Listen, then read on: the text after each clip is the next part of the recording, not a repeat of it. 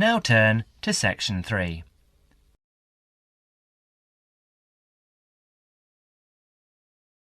Section 3. You will hear Dr. Richardson discussing the requirements of a course and the writing of an essay with a student. First, you will have some time to look at questions 21 to 30.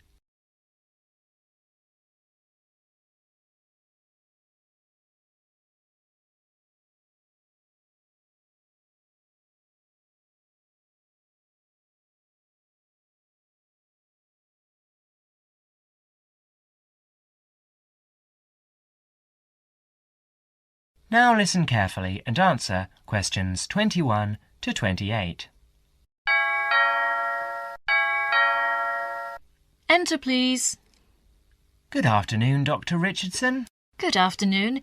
You're David Simons, is that right? Yes, I've got an appointment to talk about the course requirements with you. Fine. Now, why don't you take a seat over there and I'll just get some details from you.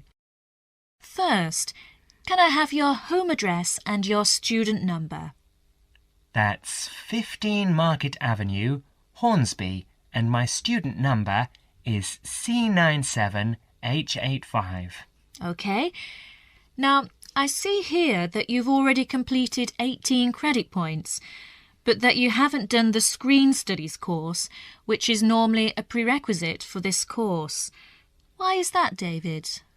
Oh, the course coordinator gave me an exemption because I've worked for a couple of years in the movie and television business, and they considered my practical experience fulfilled the same requirements.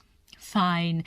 Shall we go over the course requirements first, and then you can bring up any queries or problems you might have. It might be most useful to start with a few dates. The final examination will be in the last week of June.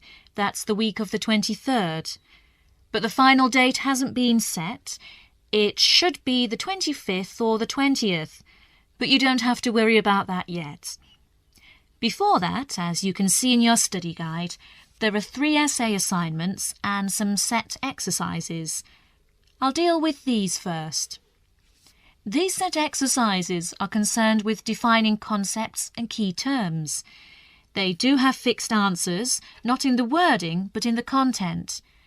To that extent, they're quite mechanical and provide an opportunity for you to do very well, as long as your answers are very specific and clear. Yes, I see there are about 20 terms here.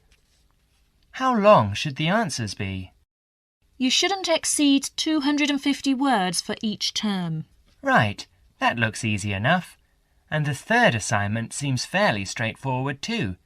Just a journalistic type review of a recent development in television. It's not so different from what I've done in my work. Yes, it should be fairly easy for you, but don't exceed 1,000 words on that one. Essays 1 and 2 are the long ones. The first essay should be about 2,000 words, and the second 2,500 to 3,000, and the approach for both should be analytical. In the first one, your focus should be on TV and the audience, and you should primarily consider the theoretical issues, particularly in relation to trying to understand audience studies. In the second, I'll want you to focus on analysing television programmes. Should I concentrate on one particular type of programme for that? Not necessarily, but you must be careful not to overextend yourself here. A comparison between 2 programmes, or even between 2 channels is fine, or a focus on one type of programme, such as a particular series, works well here. So if I wanted to look at television news programmes, that would be okay? Yes, there would be no problem with that. In fact, it's quite a popular choice, and most students handle it very well. Good, I'll probably do that, because it's the area I want to work in later. Later, during the course, Dr. Richardson gives David some advice and warnings about his essay. You now have another chance to look at questions 29 to 30.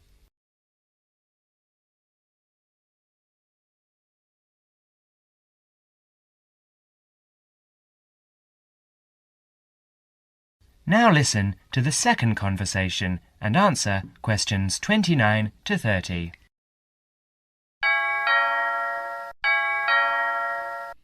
Come in and sit down, David. You wanted to talk to me about your second essay, is that right? Yes, Dr. Richardson.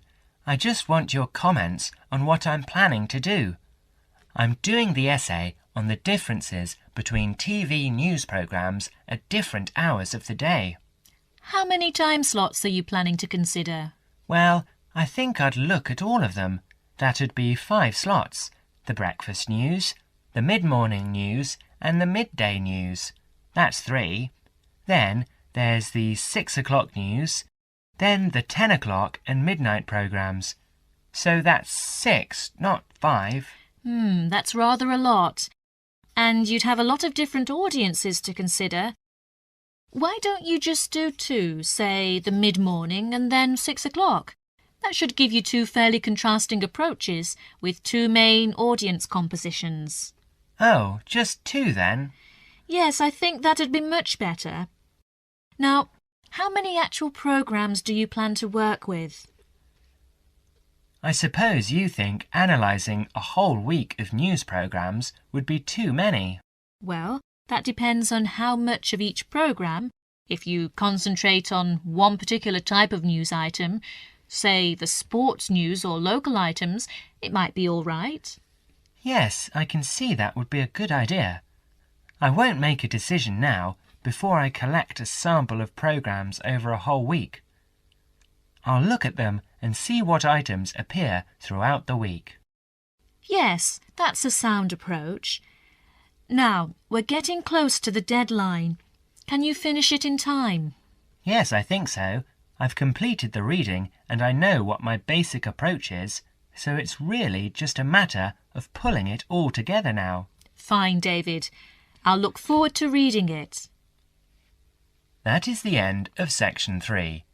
You now have half a minute to check your answers.